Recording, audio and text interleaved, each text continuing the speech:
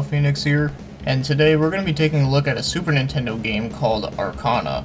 And it was developed and published by HAL Laboratory, and it was released in 1992.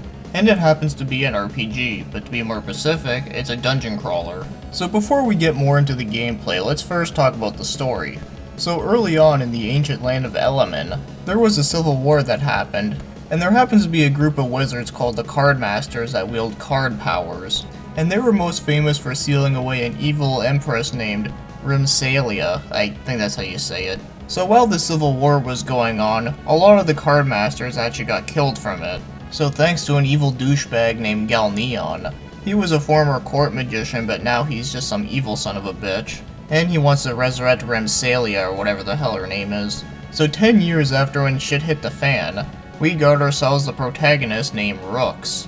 And he was the son of the last card master that died. So the death of his father made him to become very motivated to learn more about the card masters.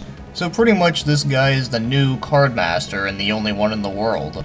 So like I already said, he wants to discover new things about the card masters and put an end to the douchebag Galleon. So that's the basic of what you need to know about the story, but let's talk a little bit about the characters.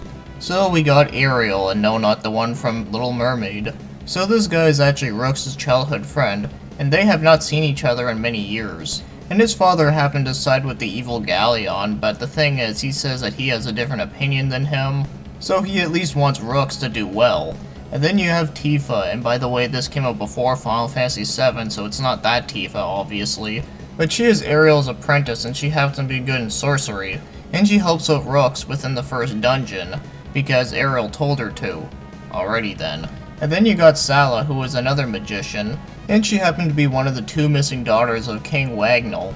And then you got Darwin, who is a traveling elf. And the final character I'll mention is Axe, and I wonder what kind of weapon he's gonna use. Is there any chances that it could be an axe? Well, yeah, you're right. So he's a dwarf character that happened to be a survivor from the Civil War that happened 10 years ago. And that's pretty much all the main characters I need to remember, and well, honestly, okay, here's the thing. Story overall is kinda okay. I mean, it's nothing great, but it also isn't anything terrible. It's kinda just in the middle of the road. And the characters, well, they're nothing all that special, honestly. Did you just love the character descriptions I just named here? I mean, weren't like those descriptions just so beautiful sounding? So yes, the characters in this game are not really the greatest thing ever, and as for the story overall, well, I do kinda like some of the ideas of it, but it really isn't like the most amazing thing ever. So we'll just leave it as, it's an average story. So for now, let's take a look at the gameplay, and like I already said, it's a dungeon crawler that happens to be in first person view. So if you're familiar with dungeon crawlers, well, I think it's pretty self-explanatory. I mean, all you have to do is just crawl around in a dungeon, literally. All the dungeons are maze-like, and of course you get a map, and there's random encounters of monsters. Now I have to say one thing here is that the monster encounter rate in this game is pretty damn high. Just for an example, if you want to walk in a straight line, and then you run into an enemy, and then you defeat the enemy, and then you want to turn around real quick because you might have missed something, as soon as you press right or left as you're turning around, there's a potential that you could run into an enemy again. And that can be kind of annoying within most RPGs that having random encounters. So depending on the area that you're in, there's different floors or different sections to each map. And of course you can find treasure chests and bosses. So now let's talk about the battle system. So it's turn-based, which is pretty simple enough, and of course you can do a regular attack, you can do a magic attack, and you can do some items. You can defend, you can retreat, and of course if you're using Rooks, you can actually summon cards. And there's 4 spirit cards which are based after elements such as wind, fire, earth, water. And when you summon these, it actually takes up another player spot. In Lightman's turns, the cards are like Pokemon, and to be expected, they all have their unique abilities. And on the heads-up display, that's where all the messages are being sent, like Rooks takes damage, or like monster takes damage, you know, that sort of stuff. So very similar to Dragon Quest. And the leveling system is exactly what it needs to be, a leveling system, because there really isn't much to say about that. So as for the towns, they're kind of like a hub world in this case, because this is where you get your supplies, like your items, you get your weapons, you get a hotel where you can rest and save your game, and there's a fortune teller where you can buy different types of cards that actually do different effects. I guess you can say they're kind of like spells, but you know, they're cards. And the other thing that the fortune teller does is that you can actually revive a spirit that died. So as soon as you leave town, it automatically takes you to the dungeon, meaning that there's no open world whatsoever. Oh yeah, and speaking of dying, so if a non-spirit character dies, the game actually ends. And no, I don't mean ends like you start all the way back from the beginning, because that would suck, but I mean like, it actually ends like game over. I mean, I can kinda understand that if Rooks died because he's pretty much the pinnacle of the party, but if anyone else died, yeah, it just kinda sucks that the game has to be over like that. Which is why you gotta be really careful when you play this game. So you really gotta stock up on some items, but here's the thing though, the items are actually limited to only having 42. Yeah, 42 is kind of a weird number, but I don't know, apparently 42 is the meaning of life, right? So you can't have 99 potions, 99 elixirs, or 99 antidotes or anything like that. You have to keep it even with having 42. Now, realistically, that does make sense, because I mean, it's not like you can actually carry around like 99 potions. But in another way, it actually makes the game a lot more challenging. Which is fine and all, and to be honest, this game actually isn't as hard as I'm making it out to be. Yeah, there are some parts in this game that are pretty damn difficult, but as long as you grind for EXP and money and then you leave the dungeon and then you go back to the town and restock, then you're actually gonna do fine. So even with the rule of one character dies game over, I still wouldn't say that this game is brutally hard. The only parts I consider to be really hard in this game are the bosses, and especially the surprise bosses that appear out of nowhere. Because sometimes you'll run into them when you least suspect it. But I wouldn't say that this is like the most easiest RPG ever, but I also wouldn't say it's the most difficult.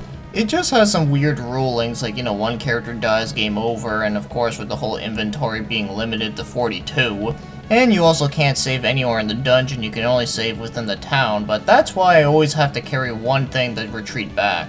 And then when you're back in town, you just buy another one, and then you save, rest, and restock if possible, then go back into the dungeon and just keep exploring more. So I think I covered everything you need to know about the gameplay within this game, and well, it's a pretty basic turn-based dungeon crawling RPG. But you can also summon spirits that can help you. And I have to say, I actually do kinda like the gameplay here. I mean, yeah, it's nothing too complicated, but it's simple and it works fine. Yes, it has some weird rulings, and of course the encounter rate is insanely high, but I do think the game is very playable, and of course I do enjoy dungeon crawling games.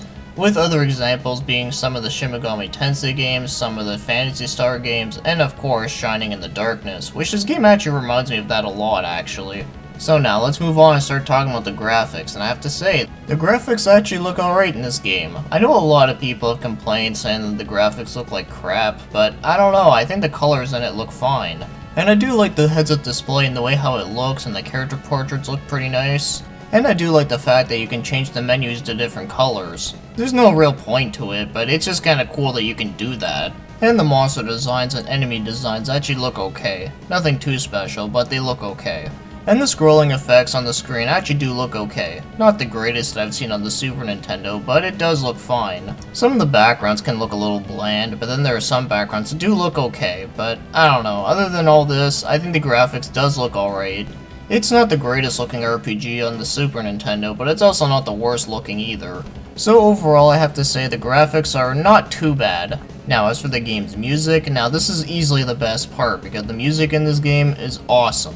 Some of the songs suit the game pretty well, but most importantly, I think a lot of them just sound really awesome. I just love the battle theme in this game. I find it sounds pretty catchy, and it just sounds pretty epic sounding. I don't know, I just really love the music in this game. It's easily the best part. So there's not a whole lot else I can say about that, but yeah, definitely music is great. So now, if you were to buy this game loose usually costs about like $15 to $20.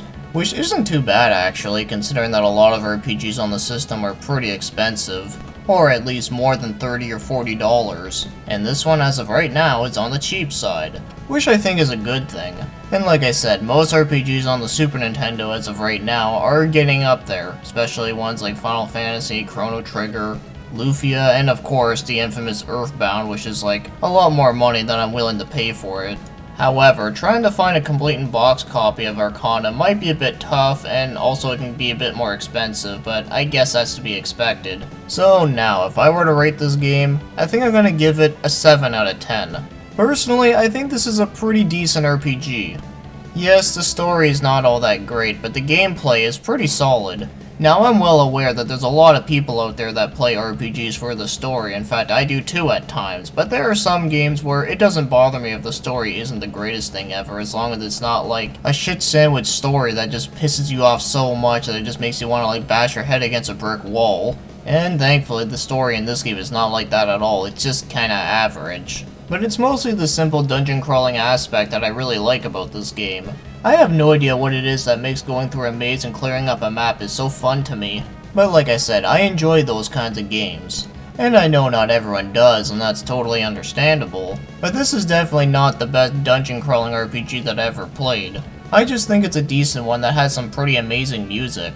And it's pretty fun to me. Not amazing, but pretty fun enough, and yes, obviously there is flaws in it, which is why I'm giving it a 7. So with that being said, I do kind of like this one for what it is, even if it does have some wonky things in it. But I definitely wouldn't say it's a terrible RPG. I mean, I've played a lot worse RPGs than this one for sure.